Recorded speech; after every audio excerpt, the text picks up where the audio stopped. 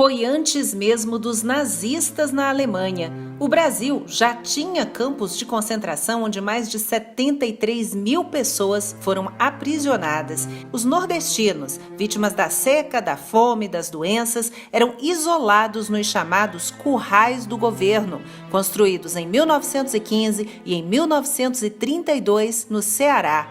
Nos anos 30, a capital, Fortaleza, passava por um grande processo de urbanização, que era a tendência no mundo naquela época, com belas praças, iluminação pública, ruas largas, avenidas limpas. E com a chegada dos retirantes, que fugiam da seca no interior, a população passou, de repente, de 20 mil para cerca de 130 mil pessoas. Aí, os moradores mais ricos reclamaram que aquela gente faminta, suja, maltrapilha, estava enfeiando a cidade. E eles tinham medo também de invasões e de saques, como os que já tinham ocorrido no passado. Então, era preciso mandar logo aqueles mendigos para bem longe. Em 1915, por exemplo, uma primeira experiência para isolar essas famílias de sertanejos numa área chamada Alagadiço, em Fortaleza, foi mencionada no livro O 15, da escritora cearense Raquel de Queiroz. Mais tarde, outros 6 campos de concentração seriam construídos, a maioria no interior do estado, bem longe da capital, ao redor das cidades de Crato, Cariús, Quixeramobim, Quixadá, Ipu e Senador Pompeu. Algumas ruínas desses alojamentos ainda podem ser vistas.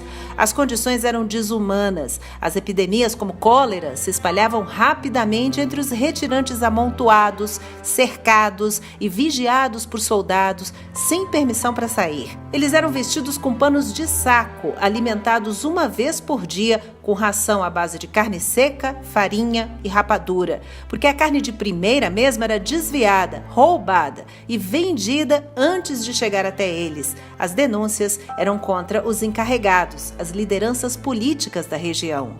E muita gente acabou morrendo de fome, de doença, de fraqueza mesmo. Os cadáveres eram jogados em valas abertas, valas comuns, porque não dava tempo nem de cavar uma sepultura decente para cada um. E a estimativa é de que só em Senador Pompeu, no campo de concentração do Patu, mais de 2.000 pessoas morreram. Até hoje, uma caminhada dos moradores do município homenageia essas vítimas do flagelo uma vez por ano. A estiagem no Nordeste é periódica. Ela sempre volta para assustar o povo. No Ceará, é especialmente cruel. Em 1877, ou seja, no fim do século XIX, na chamada Grande Seca, 1/3 da população do estado foi dizimada. Essas imagens aí de crianças famintas e esqueléticas foram exibidas no Brasil e no mundo na época e causaram escândalo. O imperador, Dom Pedro II, prometeu que venderia até a última pedra da coroa para combater o problema. E começou aí a construção dos açudes e a migração dos nordestinos. Milhares foram para a Amazônia servir de mão de obra na extração da borracha. A cada nova estiagem, o governo então criava frentes de obras. Muitos sertanejos foram empregados, por exemplo, na abertura da estrada de ferro de Baturité, no Ceará. E alguns flagelados da seca foram enviados até para lutar na Revolução de 1932 em São Paulo. Os campos de concentração agora já fazem parte do passado. Um passado sombrio do Brasil, mas a promessa de políticas públicas, de trabalho e de assistência ainda está longe de resolver o problema. E é isso. Até a próxima com mais uma história.